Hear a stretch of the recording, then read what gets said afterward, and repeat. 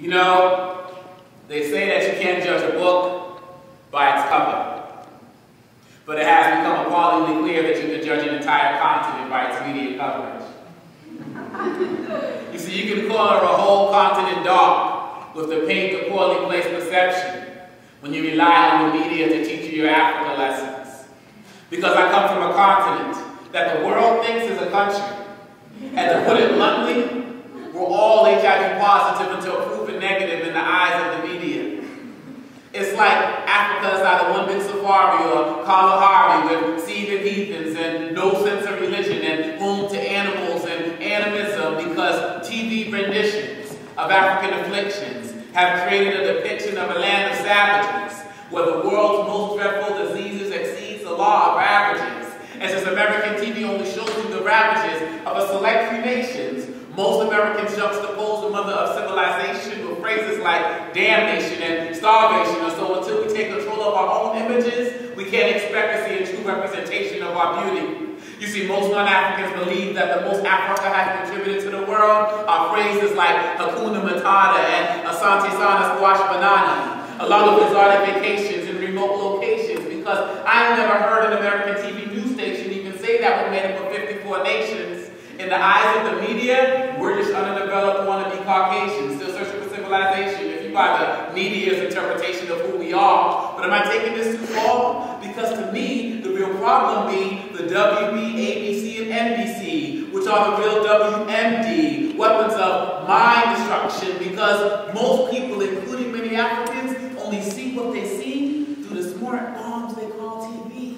And it's not just a newscast, it starts at like age 3, because I grew up watching images of Bugs Bunny dressed in grass skirts and blackface, speaking in African dialects, and every 10 years, there's a new version of Tarzan on the TV set, and I don't know about y'all, but I recall seeing gorillas pass for Africans in some of these cartoons. And if you remove Marvin Martian's helmet from Looney Tunes, he's probably an illegal African alien or a famine-stricken African child if his belly protruded.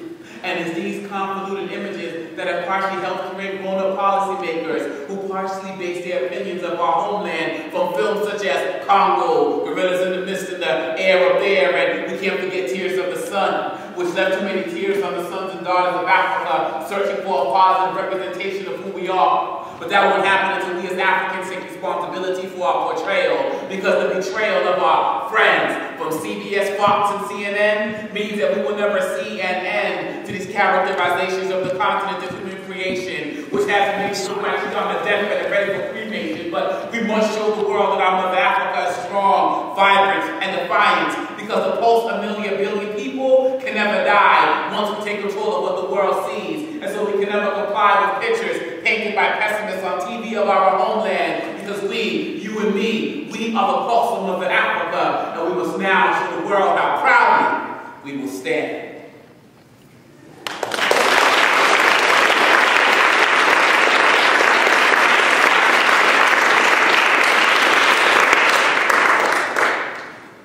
So on the CD reality show, which is outside, that poem is entitled Pulse of the Motherland.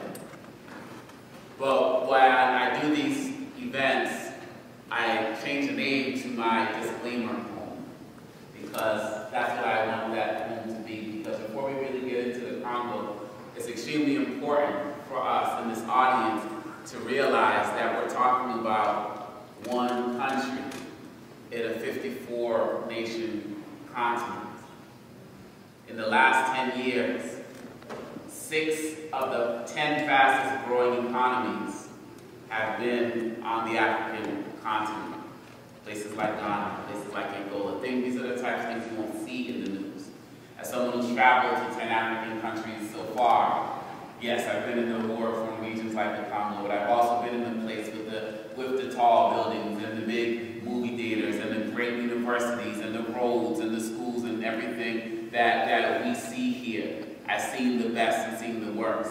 So if you are getting educated about the Congo this weekend and tonight, starting tonight, please remember, as I say often, the United States media can only handle one African conflict per decade.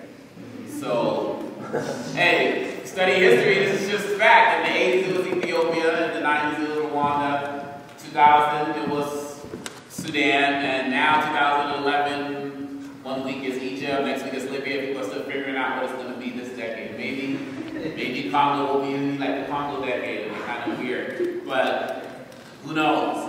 But given that the media is only going to give you one particular conflict, one particular issue, it's important for you all to go out and get educated as to what's going on yourselves. So please remember, we're talking about one place, a place that's dealing with a lot of issues, a place that kind of represents many of the stereotypes that we're talking about in the poem I just shared. But remember, it's one place. And one of the problems that we have nowadays is that we have a tendency to let schooling get in the way of our education, as Mark Twain said. So as we're sharing this information tonight, I want you all to get aware, get knowledgeable, get a hunger to go out and see things for yourself. And don't let CNN, Fox News, MSNBC, C-SPAN be your educators. Make sense? So we're talking about the Congo. We're talking about a place that is experiencing a second genocide in less than 100 years. We'll get to the first genocide a little bit later. Yes, this is a place that Oprah Winfrey has called the worst place to be a woman. This is a place where since the mid-1990s we've been involved in a conflict that has cost over 5 million lives. Why is that sad? It's sad on two levels. One, obviously, because we've lost 5 million people, but what's really even more scary is that most people don't know about it. So we're going through tonight, remember, keep that whole schooling in the way of your education thing. I want you to ask yourself a question. How could we, in this country, with all of this great access to telecommunications, how could we, in a country where we can, like, flip down our sunglasses and get the internet, or, like, watch YouTube on our shoes and, you know, pull up stuff, you know, out of our pockets, and we can get access to everything whenever we want. You can get your game scores right now. You can catch up on Gossip Girl and Twilight while I'm doing this right now. How is it possible that we have all of that information, but 5 million people can die in the last 12, 13 years or whatever, and the world not know? These are the types of questions I want you to be asking as you learn about what's taking place this weekend, and you hear from scholars and Congolese and other people involved in this movement. How is it that we can have all of this access and we don't know that right now in Congo, girls as young as 3 years old to women as old as 75 are being raped and sodomized, and having rifles shoved up their vaginas and fired, and having sticks of wood burned and shoved into their anuses and thrown down over bridges and shot on the way down, and that men are being dragged out of Eastern Congo and being raped in front of their own people because they know that's the best way to take a man's strength.